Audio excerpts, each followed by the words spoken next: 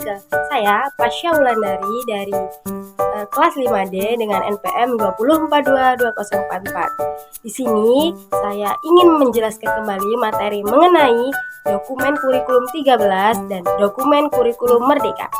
Silahkan saksikan video yang saya tampilkan dan materi yang saya jelaskan. Terima kasih. Ini saya ingin menjelaskan terlebih dahulu apa sih pengertian kurikulum, apa sih pengertian kurikulum ke-13.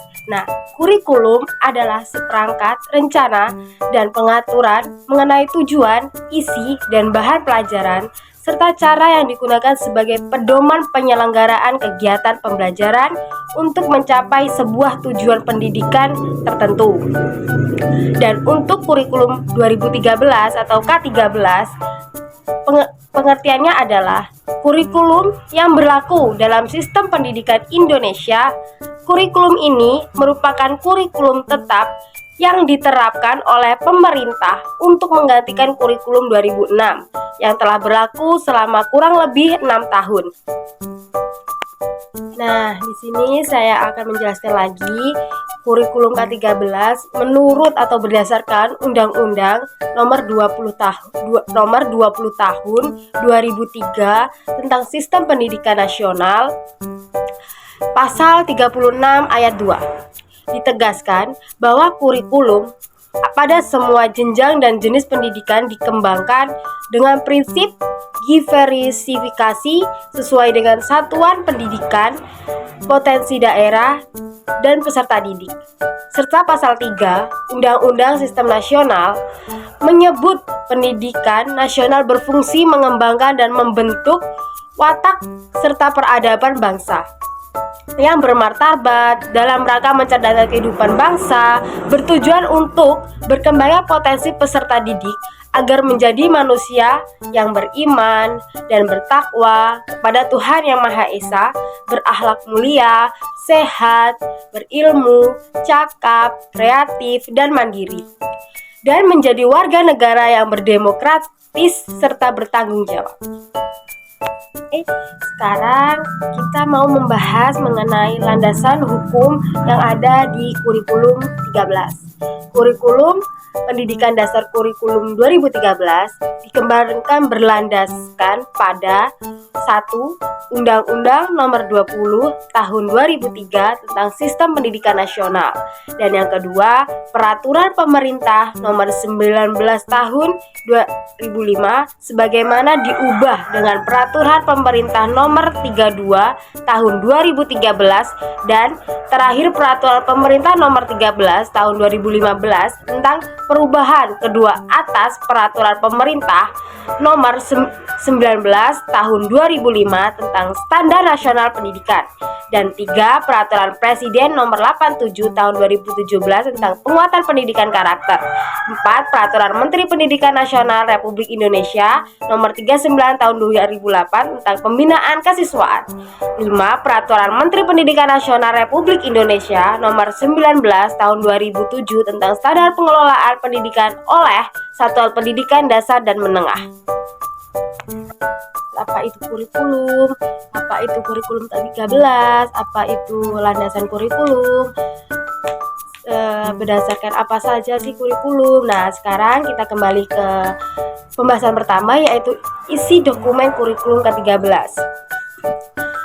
Nah, isi dari dokumen kurikulum 13 terdiri dari 1. Buku dokumen 1 yang berisi visi, misi, dan tujuan sekolah, struktur dan muatan kurikulum, beban belajar, dan kalender pendidikan. Dan yang kedua, yang berisi silabus, semua kelas dan semua mata pelajaran. 3. Buku dokumen 3 yang berisi rencana pelaksanaan pembelajaran, yaitu mengenai kurikulum merdeka. Kurikulum merdeka adalah kurikulum dengan pembelajaran instrukturikuler yang beragam, di mana konten pembelajaran akan lebih optimal agar peserta didik memiliki cukup waktu untuk mendalami konsep dan menguatkan kompetensi. Di sisi lain, guru memiliki keleluasaan untuk memilih berbagai perangkat ajarannya, sehingga pembelajaran dapat disesuaikan dengan kebutuhan belajar dan minat peserta didik. Apa sih itu tujuan kurikulum merdeka? Tujuan kurikulum merdeka yang pertama, membentuk siswa yang berkualitas dan berdaya saing tinggi. Membantu pemulihan krisis pembelajaran akibat pandemi COVID-19. Meningkatkan mutu pendidikan di Indonesia. Menyiapkan bangsa menghadapi tantangan global era revolusi 4.0.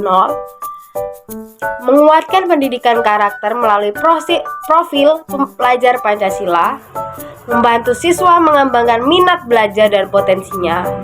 Membantu siswa mengembangkan keterampilan yang dibutuhkan untuk menghadapi tantangan. Perkembangan zaman membantu siswa berpikir kreatif, inovatif, dan mandiri.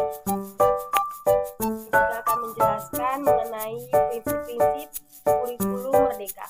Prinsip-prinsip yang ada di kurikulum merdeka yang pertama itu atau yang ke-1, pembelajaran intrakurikuler, pembelajaran yang beragam dan terdiferensiasi sehingga siswa memiliki waktu untuk mendalami konsep yang meningkatkan kompetensi.